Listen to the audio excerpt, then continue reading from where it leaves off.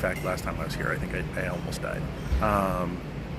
But yeah, I am going to be here taking questions from everybody. I can't see things very well because this is all just on my phone, and my phone is on the little stand thingy, which is bullshit, but it is what I got to work with. And yeah, we are here. So those of you who have questions about Datagram, about nodes, about Deepin, about Good Morning Vietnam, about the next crazy week and a half, please feel free to ask. Questions are rewarded with whitelist spaces, so if you're interested, get a question out there. And those of you who are in Discord mods, if you could pull questions that I have not answered yet from the AMA questions directory and drop them in the chat here, that would be extremely helpful. And when you do that, make sure that you put well, send them to me as a message or something like that, so I can go put the correct emoji to make sure whitelists are assigned. But yeah, that's what we got going on here. I'm just kind of hanging out and enjoying having my pores cleared. I am glistening, as I'm sure you guys can see. That's like it's a lot of liquid at this point. It's kind of disturbing, honestly. Yeah, so hit me with your questions. I'm super stoked to be here. It's been a great few days. Made some amazing contacts. I met a lot of really neat people, and it's been just absolutely crazy. It's the whole conference circuit, especially the Asian conference circuit in crypto for like August and September, are probably the worst time of the year for me because it's just so goddamn busy. Last year was really rough because I ended up going from I was on a summit, an AI summit on Necker Island, and I had to go from there to Miami to Doha to Singapore to be able to do the Token 2049. And I got there, and the entire city, when you go to Singapore for Token 2049, for some reason that is entirely unknown to me, they schedule F1 at the same time. Or they schedule Token 2049, honestly, when F1 is happening, not the other way around. And so you go there, and the entire city's like weirdly gated off. And so you can't really go anywhere. It's kind of like being in a video game from the 90s where you're like exploring a city and then you just kind of reach a point where you can't go any further. That's essentially what Token 2049 is in Singapore. So there's like a place that you're like 1 kilometer away, but you can't get to it because there's a stretch of random road being used as part of a racetrack in between you. It's very frustrating. And yeah, I ended up getting to the hotel at like 11 in the morning, so I couldn't check in yet, and I'm sitting there with just like 28 hours of travel ick on me, and that included like a boat ride, right? Because I had to do like a 3-hour, it's probably 2-hour boat ride from Necker. I'm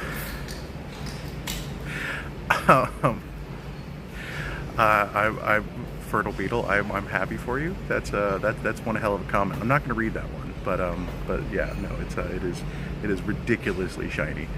Yeah, but it then included like a 2-hour boat ride. So it's like, 2-hour boat ride covered with ocean spray and all of that stuff, and then you get to Miami, and then you have to like deal with the Miami shit for way too long. Miami's a terrible airport to go through. It's absolutely a nightmare. And then going from Miami to Doha, sitting in Doha for like 5 hours, which is a great airport, by the way. It's massive, just absolutely ridiculously large levels and insanely huge. And then finally getting into Singapore, yeah, it's a mess. Akash, thank you, sir.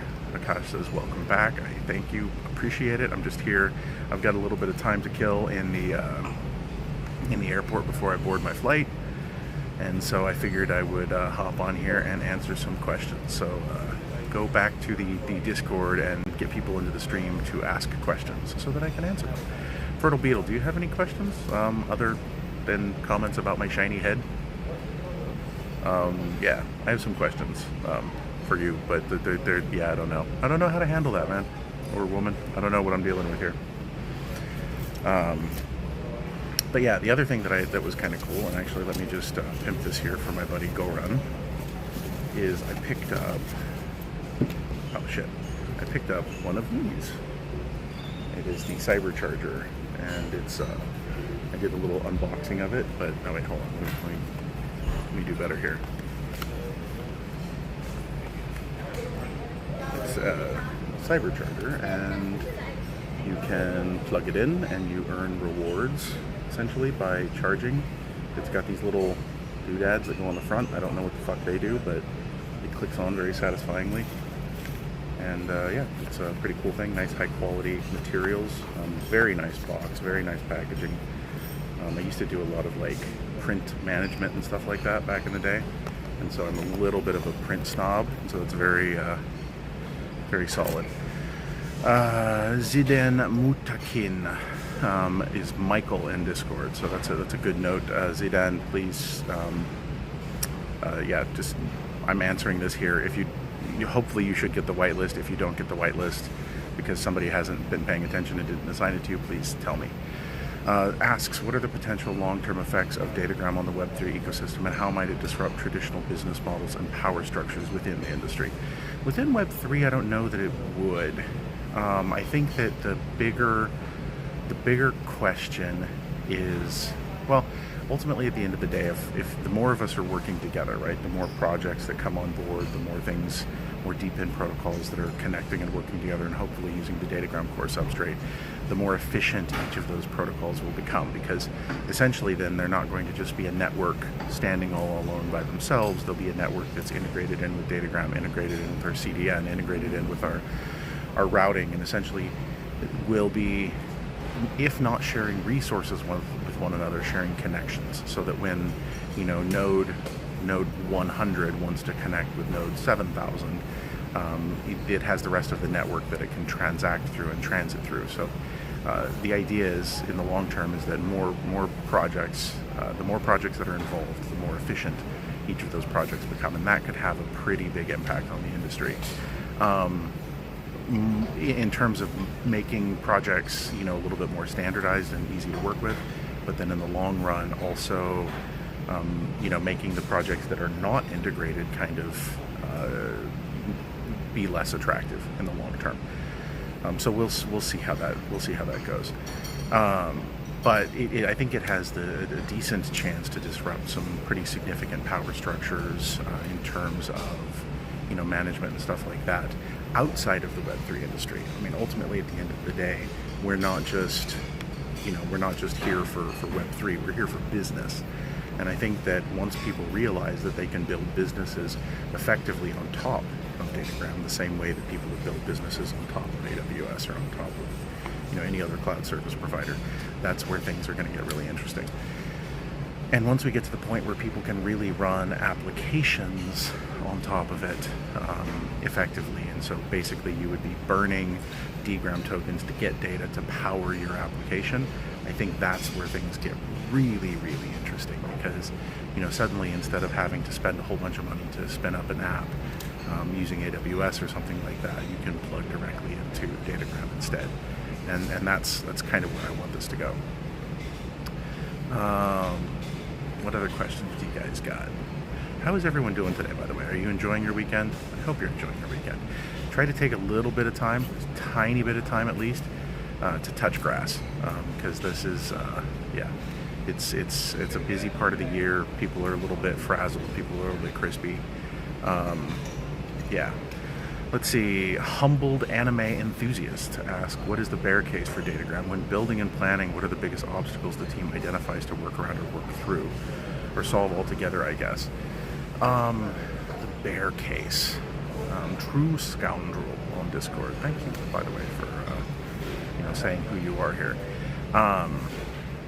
The way that I would look at this, the bear case is that we build, just building long term without huge traction, you know, going forward initially.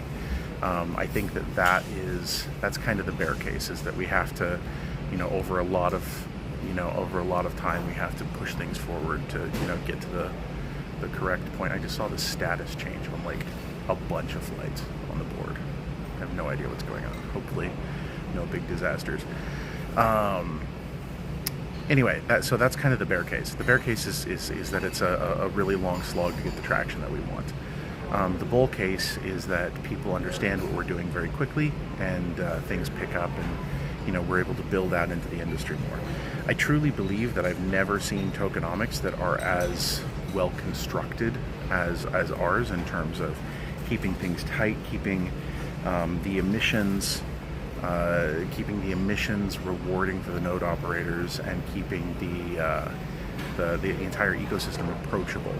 I'm very happy with our tokenomics, and so I think that hopefully people understand that and see that, and kind of go the right direction with it, or what I see as the right direction.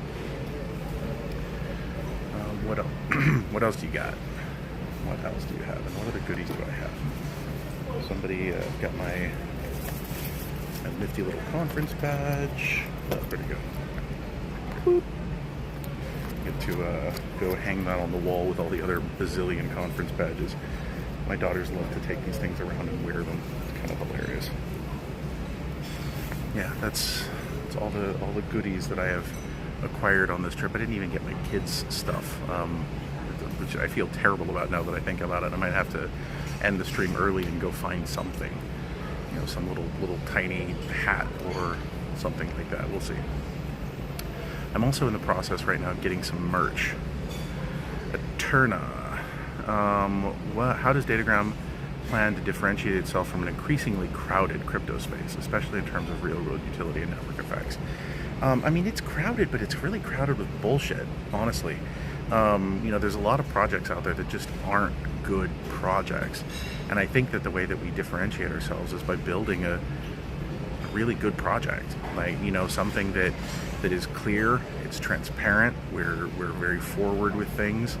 We communicate, we talk to you, you know, we're building this together. It's not just us, it's all of us working together. And I think that that is going to be something that differentiates us from the space, because, you know, most of the space is just not great. It's just really not great. So that's, you know, that's that. Now, in terms of like utility, I think it's going to be very easy for us to differentiate ourselves there, because unlike most projects, we have we have utility now, and we don't even have a token. So, you know, you can run a node, and that node network does things right now without even a token attached to it. So, you know, I think that that's a pretty clear differentiation.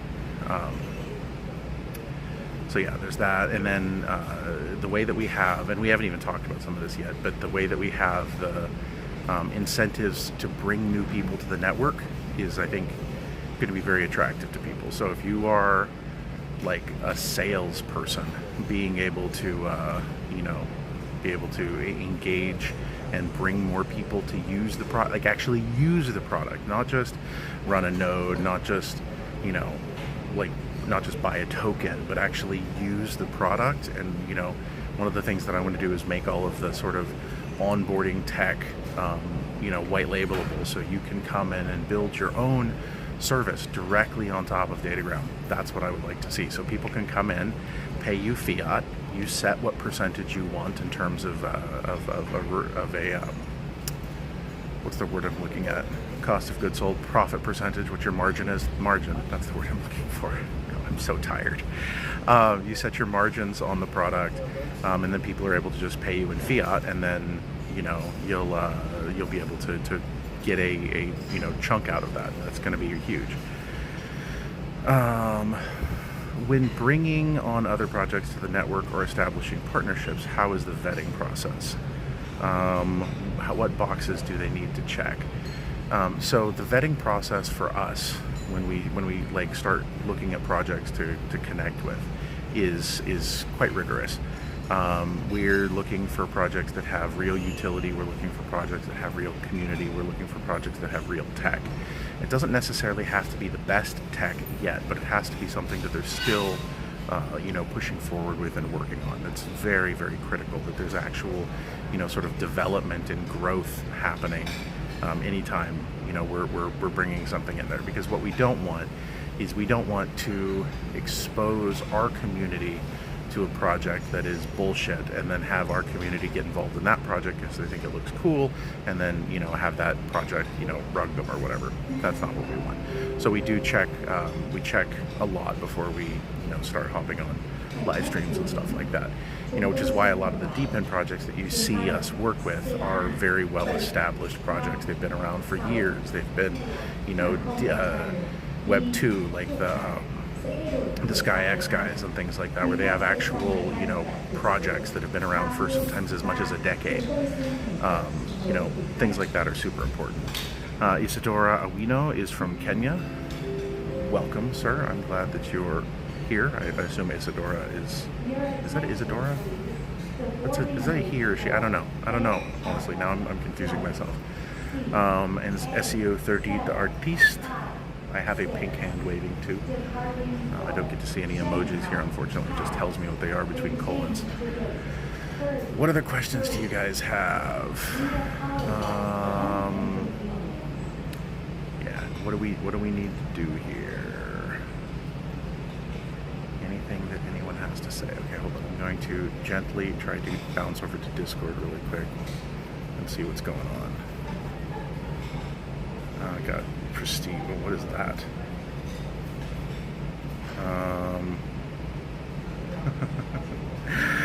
PewDiePie, can you let me know why I can't send a message to your DM? For whatever reason, I blocked you. I don't know why. It says one blocked message and you've been blocked. Here, let me do this. I'm going to click on your profile. Yes, show profile. I've blocked you. I don't know why I've blocked you. Unblock. There, you're now unblocked. I don't know why you were blocked. If at some point in time you sent something really gnarly to me, people, I have a tendency to get blamed for other shit that other people have done in the past, and I seem to recognize you for a while, so yeah. Hopefully everything is going well, and hopefully that didn't lock up. Did I pause, by the way, when I go over to Discord? I hope not. But anyway, the product, some merch. I'm getting some merch done for giveaways and things like that. I'm getting some patches. I think are going to be nice. And there's at the very least going to be a patch that has the logo and Datagram.network on it on black. It's going to be really slick looking, really vibrant orange. And then another one that is going to have the little Grammy guy. Let's see, I see him getting tagged here. Come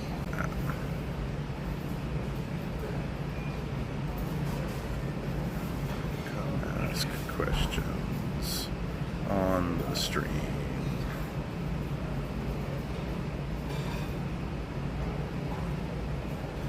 Okay. Okay, what do you guys got? Okay, humbled anime tech. Is it also fair to say that along with good tech, utility, and community, you'd be looking for feasibility as well? There's some projects in my ability that lack the latter. Feasibility, see, it really kind of depends, right? Because one of the problems that DePIN has is that well-executed DePIN is often rather complex. And sometimes things may be more feasible than they appear originally, because of any number of options. But essentially, you have to know what you're building, and you have to be very deeply connected to be able to understand truly what the feasibility is. There's things that I don't see as being feasible, but then I also know are, there's more going on there than meets the eye. So I think that's probably a fair statement. It's not always true, obviously, but sometimes. Somebody's telling me to check my DMs. Oh my god, I don't want to check my DMs. Who's telling me to check my DMs? Prestige wants me to check my DMs. What do you got? Okay. So I don't know if you can hear me, Prestige, but put together whatever group chat you want. That's fine. I'm happy to chat with them. But it's yeah. Anyway, what else do we got, guys? Any other questions? I'm gonna hang out for about 10 more minutes and just chat until we're ready to rock and roll. I think I'm gonna have to get on the flight here before too terribly long, and I might go grab some stuff for the kids first. But yeah, it's so hot in here. And it's like fully dark outside now, and it's still hot in here. It's Southeast Asia, man. Southeast Asia. Vietnam has felt uniquely hot to me for some reason. Hanoi specifically. I hope Ho Chi Minh never felt this hot for some reason. Yeah, I don't know why, but it just feels really hot. The event space was really hot too. Lots of sort of high-ceilinged places that are very poorly air-conditioned. I think this looks like it should be air-conditioned, but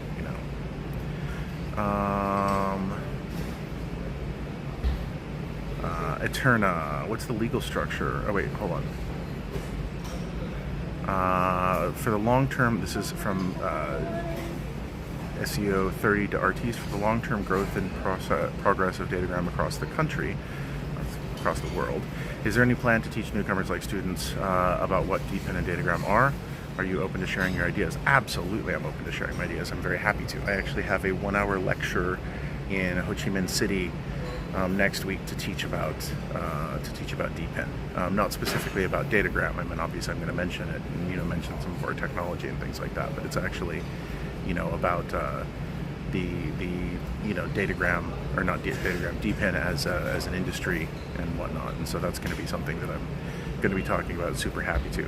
I'm also actively trying to connect with universities around the world to get nodes into their hands so that they can run nodes and they can be part of the network.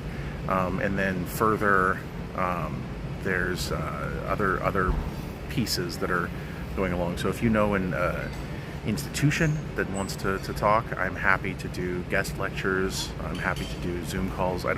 Depending on where it is, I may or may not actually be okay to go there, but I'm happy to do a call and do a lecture. I've done that previously with universities. I did some speaking. I did a club speech once for a group at Northeastern. So happy to do that if you guys have any connects. Eterna asks, or this is really Pecomats, what's the legal structure behind Datagram and how does it plan to comply with emerging DePIN infra regulations globally? There's not a lot of emerging DePIN infra regulations. There's some, but it's just one of those situations where up until I want to say it was in the early 2000s, I remember watching Congress in the United States talk about the internet, right? And you would have, I think it was Sturm Thurmond or something like that, Strom Thurmond, talking about the internet as being like a series of tubes. I do believe it is a series of tubes, which is just probably the worst. I'm not quite the worst analogy, but it's not a great analogy. And so, the governments and regulatory structures are notoriously bad at adopting to technology. Now, we, of course, stay compliant with as many things as we possibly can. Anything that we know about, we obviously stay compliant with. But ultimately, at the end of the day, it's always an evolving conversation. So it's definitely something that we need to look at. Now, in terms of the actual structure of the company, there's some things that are moving around. We're in the process of setting up an actual foundation to do foundation stuff.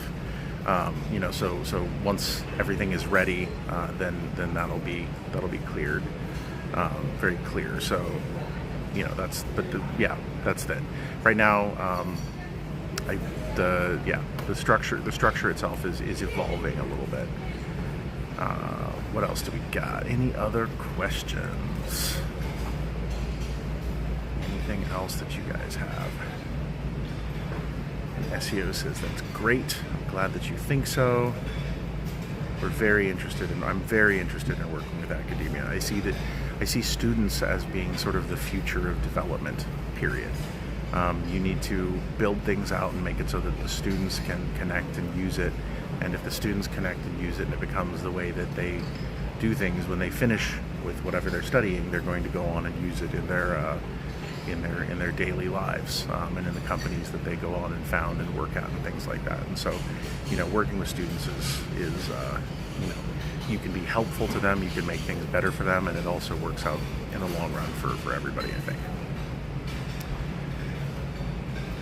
Okay, anything else that you guys have? I'm gonna hop back into Discord really quick. Let's see if this works. Okay. Back to the chat.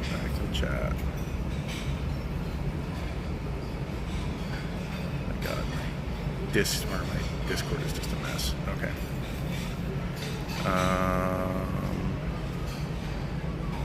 What do we got? True Scoundrel, thank you for answering my question. You are most welcome, sir. Okay.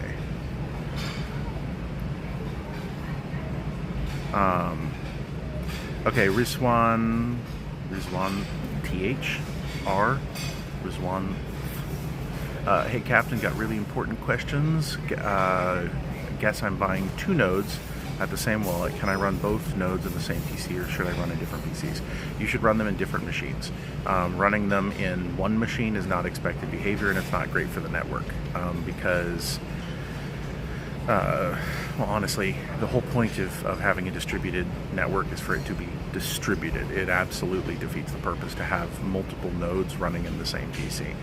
You may be able to hack it together and do that, but it's not great, and in the long run, it's probably not going to be super helpful for you.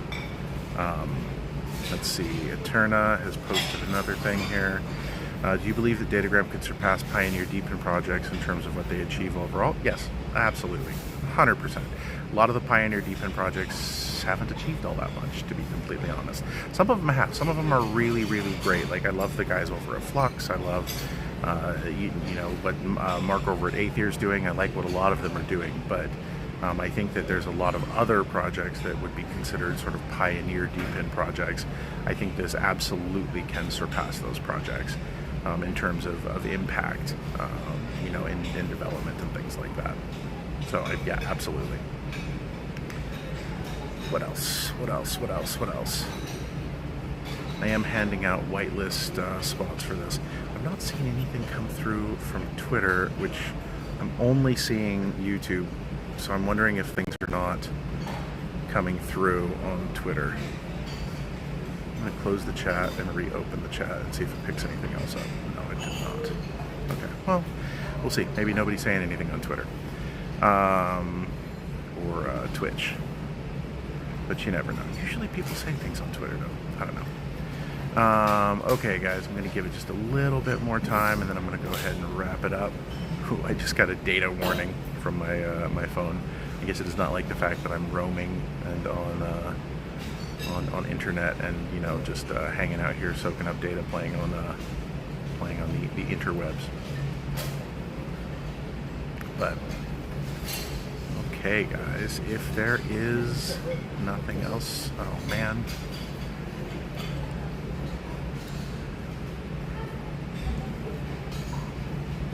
There's the obligatory, oh God, Lord, stop. That is the obligatory half-hour warning from my headset that just turns off randomly when I'm doing this. I gotta figure out why that does that. Oh, Humbled Anime Enthusiast says Twitter was also having problems during my last anime. I wasn't showing the questions. Well, that's not cool. I'll have to go see why that is the case. So if you guys are on Twitter and you've been saying stuff, I am very sorry. I apologize that you have not been able to see anything or say anything. Yeah, I haven't been able to see anything. You haven't been able to say anything. I will have to fiddle with this a little bit more. It seems very spotty in how it works. But generally speaking, it's a pretty easy thing to set up while I'm on the fly traveling, so I'm able to keep up the sort of the pace of these conversations, which is I think important. So yeah, if you are watching the stream, I'll tell you where I'm answering questions from, and if you want to ask a question, just go to wherever that platform is that I say that I'm answering them from, and ask them there. But anyway, I'm going to go ahead and wrap it up for tonight. I will probably do a morning mayhem tomorrow, but that also may end up getting pushed back to the afternoon. I got to take the kids to the dentist, and holy shit, if you have kids, you understand what that means. And I have to go to the dentist too, which is going to just, I hate going to the dentist. I hate going to the dentist, but I have to go to the dentist because A, I need to, and B, because I need to set a really good example for my daughters. And so they all get to watch while I get tortured in the dental chair. It's going to be great. Anyway, guys, thank you so much, and I will catch up with you guys soon. Peace. BitBender out.